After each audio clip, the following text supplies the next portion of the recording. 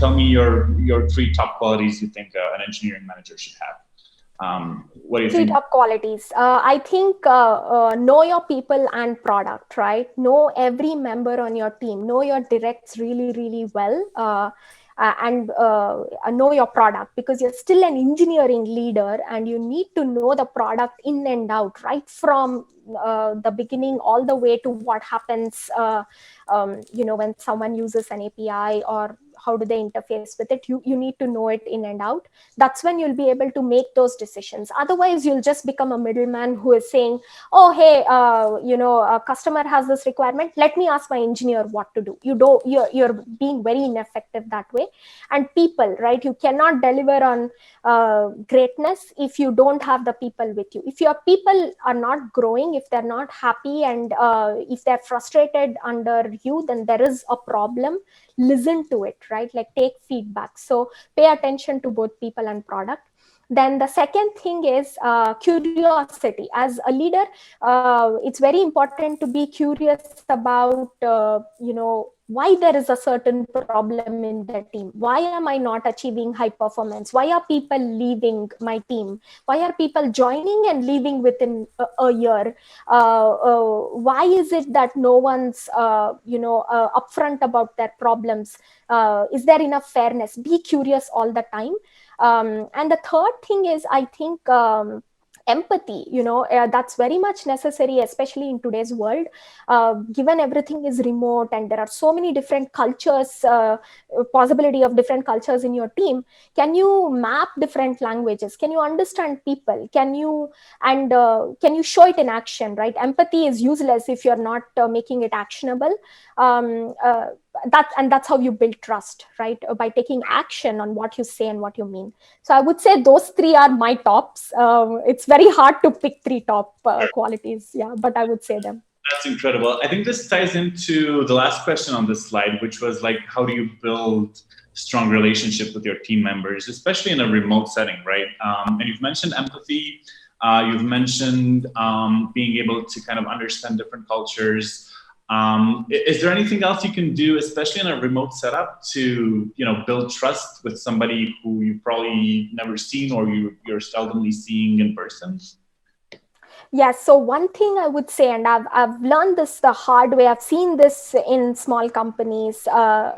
Is this right? Like, even if it feels mushy, even if it feels like, oh, I'm doing too much of these video sessions, too many virtual happy hours, too many engagements, too many cultural engagements online with my team, it's not enough. Nothing is enough, right? So today, go out of the way, turn on your videos, engage with your team, genuinely ask them how's it going. It's a very hard time for all of us. So just really be curious about, is there something bothering the team members? Is there something that they're happy about? What are they up to? Be interested in them, be invested in your people at a genuine level. And none of these engagements that you do will ever be enough in this room, because you might feel like it's not important in the short term, but long term something will start smelling bad, and that time it will be very hard to correct it.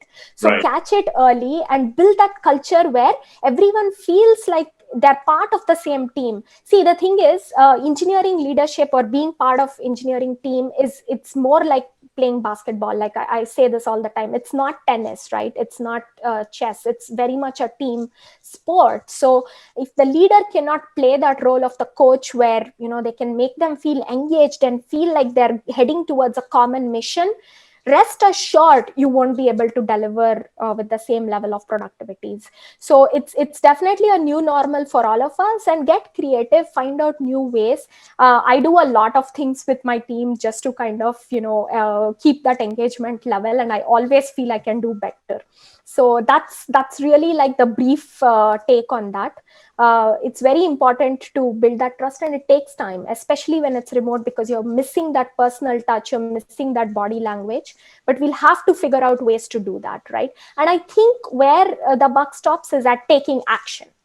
If you really see a problem, and if someone gives you feedback, and if it's actionable, then take action on it. That's the way to build trust, not by just saying things, or like showing empathy in words, but in showing it through action. Do you truly believe that, authentic relationships can have the foundation in a remote setting, or does it actually, from time to time, you need to have that personal connection that you've been mentioned? Do you think you can build a strong relationship in a completely remote world? To be honest, I hope I can do that. But a part of me, like the practical side of me, still wishes that personal touch, especially in a leadership role.